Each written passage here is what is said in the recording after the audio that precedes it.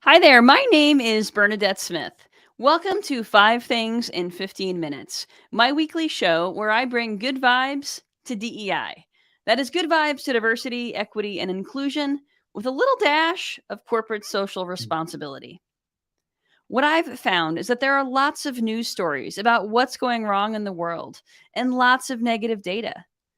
But there are also a lot of things going right. I like to focus on DEI stories that we can be inspired by and learn from. My hope is to inspire you to experiment with some of these inclusive actions and policies within your own organization to help you build a more inclusive world. This week, I'm joined by Stan Kimmer, who's president and owner of Total Engagement Consulting. Our conversation is about Chipotle keeping their promises, inclusive characters in Sims 4, and much more. Thank you so much for joining me, Stan. Would you mind introducing yourself?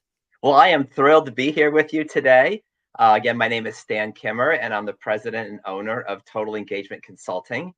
And I started my business after 31 years at IBM. I worked in almost every function: finance, sales, marketing, brand management, strategy. But the most fun that I had was the 4 years as IBM's global corporate LGBT diversity manager. So when I retired from IBM, I decided to start my company around diversity, equity, and inclusion, since that's what I enjoyed the most. I love that. And I love that you come from so many years at IBM. IBM is one of the companies that I've really looked to as a model, especially in terms of hiring non traditional applicants, folks who don't have degrees. I read recently that, or heard on a podcast recently, that currently 50% of IBM's open positions don't require 4 year degrees. So I think that it's great that you have that sort of pedigree. Yeah, and people sometimes think of IBM as this old stuffy company where people had to wear white shirts and ties, but IBM has been a real leader in diversity. We had female executives back in the 1930s, and actually, when I was in my role, I got transition health benefits covered in our health benefits programs back in 2002. So IBM Wow. was doing this 21 years ago. Wow, that is fantastic. Well, for those of you listening, IBM is not a stuffy company. We need to give it some props. Great. So, in your work with with clients now, Stan, what is giving you hope? What's making you feel really excited and that we're on the right side here? What's really giving me hope is that I see more and more clients really wanting to do actionable things around diversity, equity, inclusion. That it's not just about, making a statement when something bad happens, but companies are realizing if we're going to make public statements about diversity, equity, inclusion, that we really need to do the hard work ourselves within our company in terms of hiring and promotions and marketing and sales and what we deliver in terms of our products and services. So I'm excited to see that companies are really starting to take strong internal meaningful steps. As opposed to just talking about it Yeah, and planning another unconscious bias lunch and learn optional. yeah, or fly the pride flag on in June in front of your building. You need to do a lot more than just that. You need to do actionable things. I'm glad that you're starting to see more of that. I mean, that gives me a lot of hope as well, especially because, a few years after the racial justice uprisings of 2020 and all of the commitments that were made, we're really not seeing a ton of traction. But you and I both know that this takes time. And, I'm here to celebrate all of the wins, all of the progress. But I agree, we're starting to see more commitments to actual policy change, et cetera. Absolutely. So, Stan, tell me a little bit about what else is important to you. I know that you have an exciting celebration from over the weekend. Do you want to share that? Yes, when I started my business, I was only going to start working part time so I could do other things, and I decided to pursue a lifelong dream of being a competitive adult figure skater. So at the age of 59, without any experience, I went and got skates, got a coach, and started training. And I trained really hard.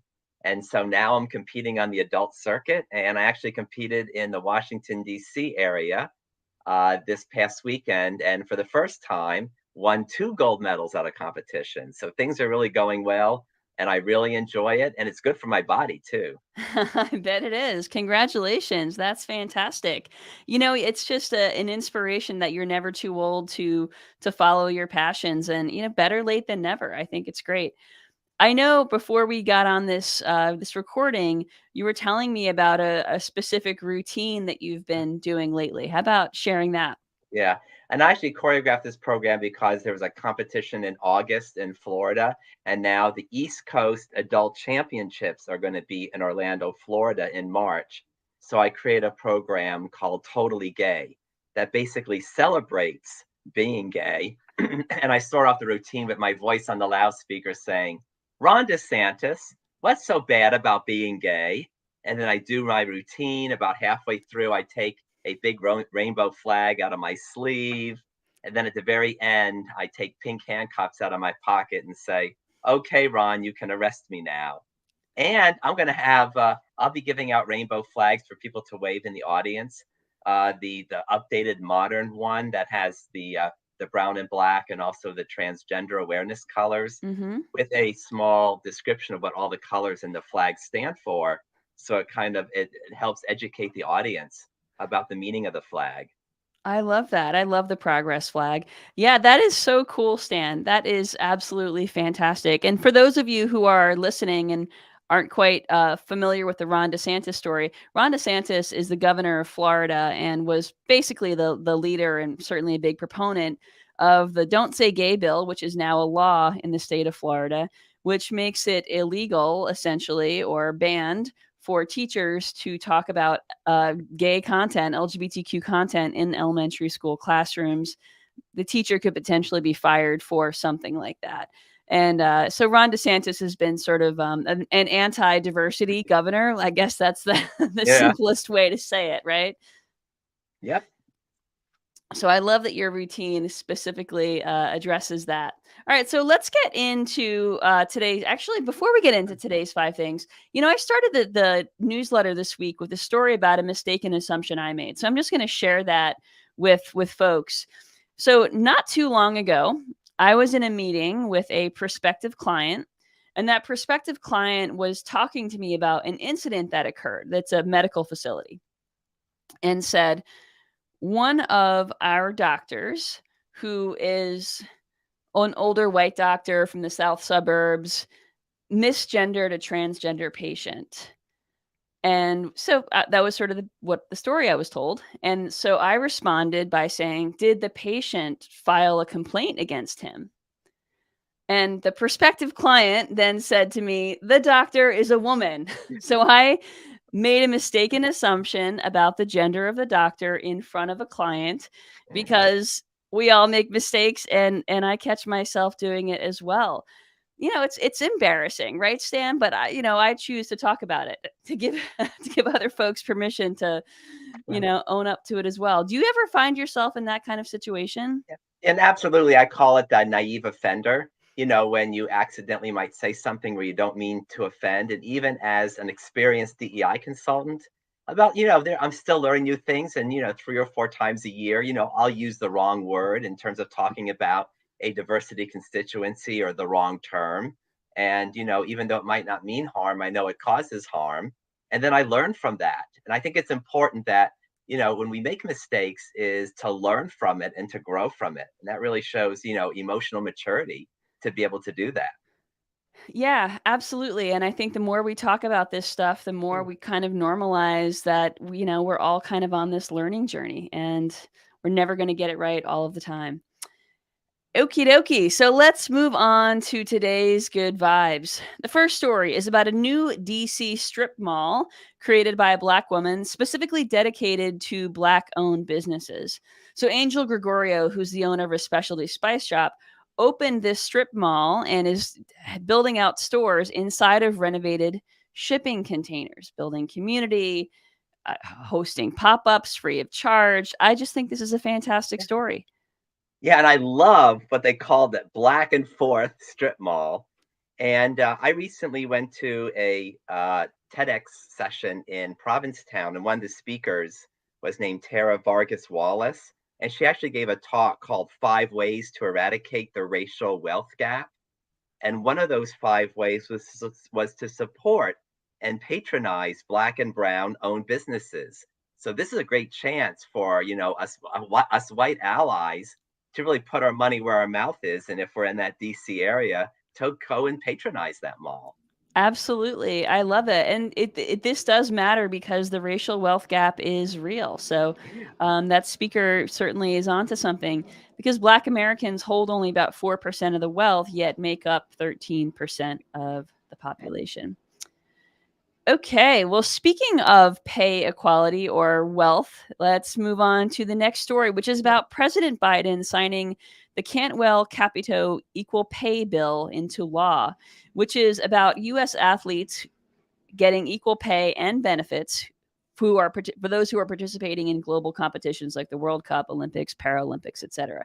Now, previously, men and women athletes did not receive equal pay and benefits, and now they do. And again, some of these stories, Stan, I will say it's about damn time, right? Well, and I was thinking, that you hear you hear the stats that women make about 82 cents on the dollar for what men make.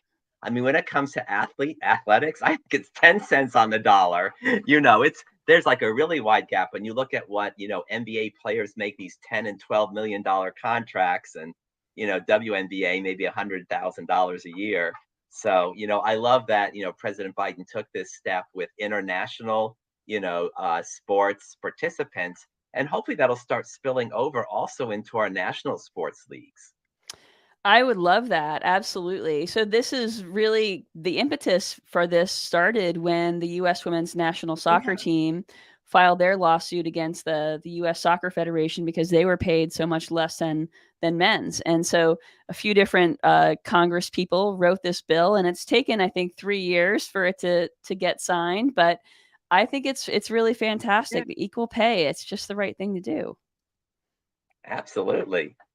All right, Stan, I think this next story was Huh. created just for you. How lucky do we get this Yes. story this week? So, North Carolina has updated their license plate policies so that they actually removed 27 LGBTQ phrases from the do not issue list for vanity plates. So there's a do not issue list of a whole bunch of words that you cannot get on your vanity plate. The state took 239 of them off the list, Yeah. including 27 that are LGBTQ. So, Stan, I think everyone wants to know, are you going to have a new license plate that says gay guy? I don't know, because I had my GEOTECH for Georgia Tech for like 30 years. It's hard to, maybe I should put GT gay or something, and change it and kind of be proud of my alma mater. But that's a great move, and one of the reasons is because our governor is a Democrat, and he's taken a lot of a lot of executive actions to really create diversity in our state. And kind of, I know we're supposed to only share good news, but Yeah, it's okay. one of the issues is our legislature, which is now Republican, is now trying to pass a "Don't Say Gay" law, just like Florida.